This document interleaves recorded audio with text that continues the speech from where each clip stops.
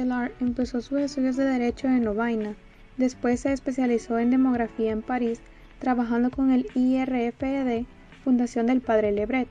Con un espíritu de servicio, especialmente a los más débiles, empezó a trabajar en Santiago de Chile en los barrios populares.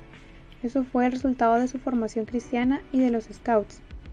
Allá empezó a entender la importancia de la comunicación y realizó varios estudios sobre los periódicos chilenos y su influencia en la política. Estuvo cercano de los movimientos de izquierda como el MIR, ha tenido la experiencia del régimen socialista de Salvador Allende y fue expulsado de Chile por el golpe de Pinochet.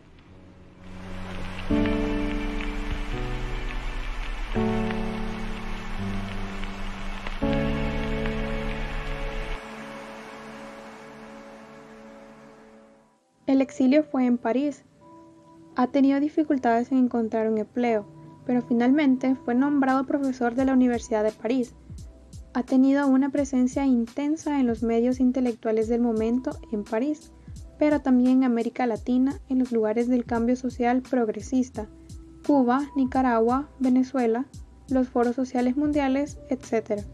Las dos fuentes de sus numerosas obras fueron la reflexión intelectual y el contacto con los movimientos sociales.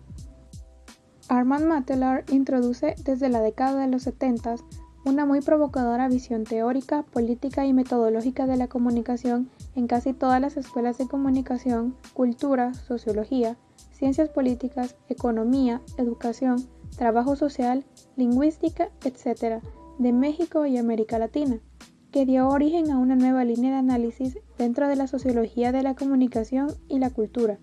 Su matriz epistemológica central partió de la necesidad indispensable de comprender los procesos de la comunicación, desde fuera de la comunicación misma, para examinarla a partir del complejo de relaciones políticas, económicas, sociales, culturales, humanas, donde cobra vida y actúa y se determina. Es decir, para comprender la comunicación, hay que olvidarse de esta e interpretarla desde la cultura y los grandes procesos de la reproducción social. Si algo aportó la reflexión de Armand Matelar para entender los procesos de cultura y de comunicación en América Latina, fueron las bases de la economía política para comprender la reproducción de dichos fenómenos en las sociedades contemporáneas y algunas vías para su transformación. Con sus aportaciones teóricas, produjo un parteaguas conceptual original que fermentó la conciencia de la comunicación en la academia latinoamericana y planteó otras preguntas e inquietudes políticas que generaron una revolución del conocimiento de la comunicación en ese periodo. Matelar menciona que en América Latina, hace un par de años atrás, hubo un momento en el que se creía que las comunicaciones estaban dadas definitivamente y nunca más iban a cambiar. Sin embargo, de un momento a otro, las comunicaciones empezaron a dar un giro y se empezó a cuestionar el papel hegemónico y la necesidad de democratizarla.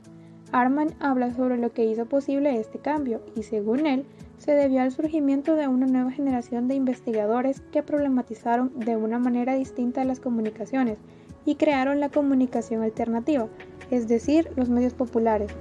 Así también habla sobre el derecho a la comunicación. Se abarca como una construcción social y no está dada como todos los derechos humanos, sino más bien es una conquista social y se va a definir y redefinir de a poco. La fuerza de este concepto se ha duplicado por los avances de la reflexión de los nuevos especialistas del derecho público y la necesidad de ubicar la comunicación, la cultura y el saber.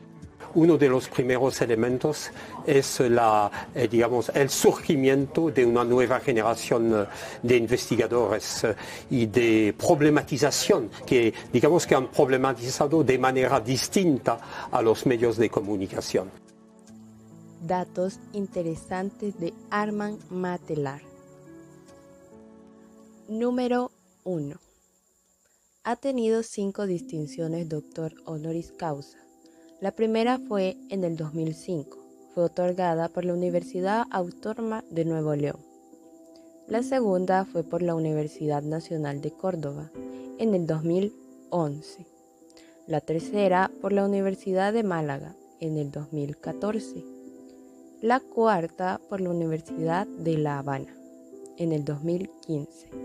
Y la última por la Universidad de Valladolid en el 2016. Número 2. La guerra marcó su vida durante su niñez y adolescencia en Europa, en la cual vive el periodo de ocupación. Número 3. Descifraba la información que se daba acerca de la guerra en su niñez.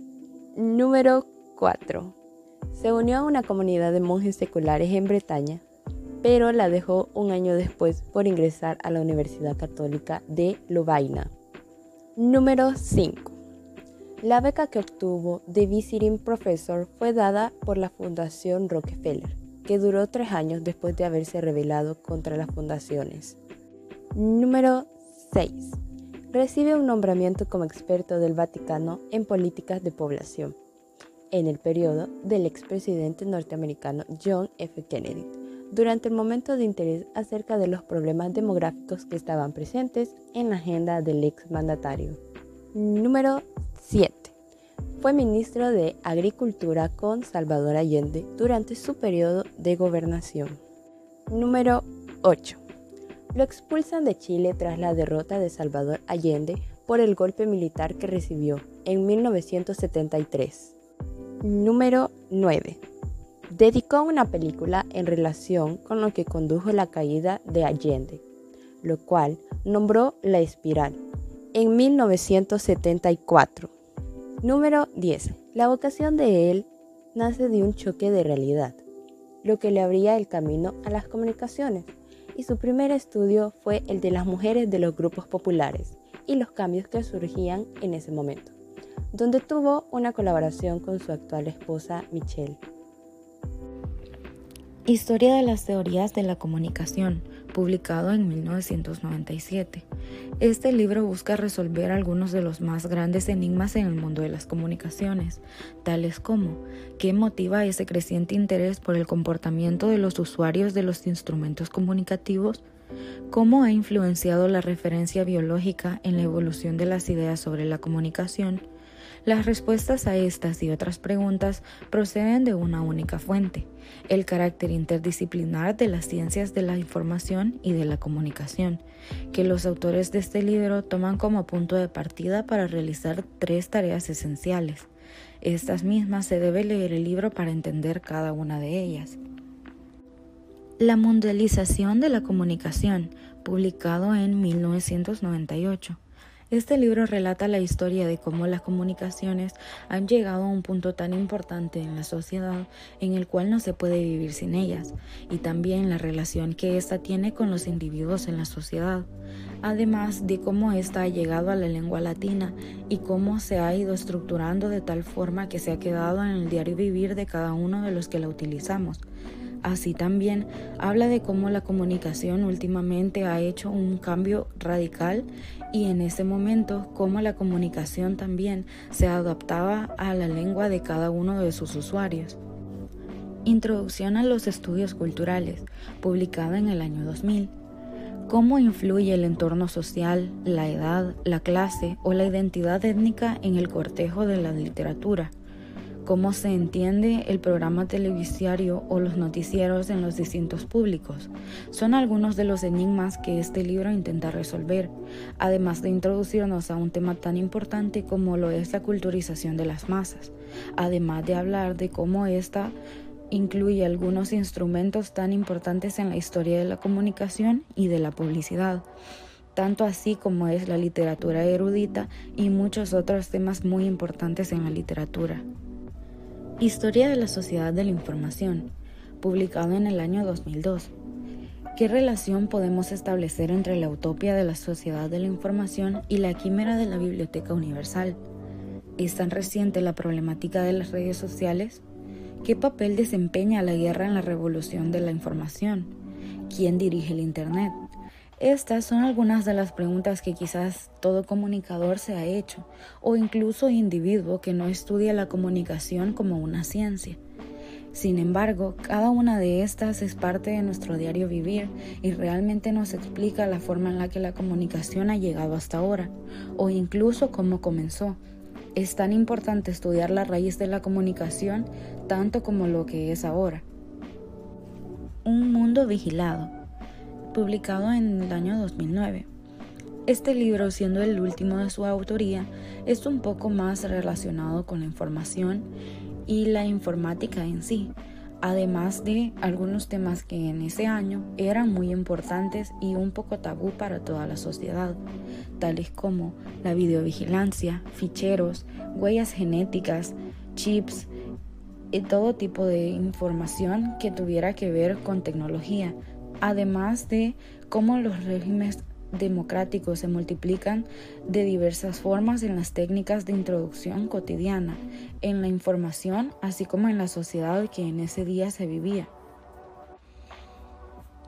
La publicidad, publicado en 1991. Este libro relata la historia de cómo la publicidad ha ido cambiando a lo largo de los años y además cómo ha cambiado el mundo de las comunicaciones.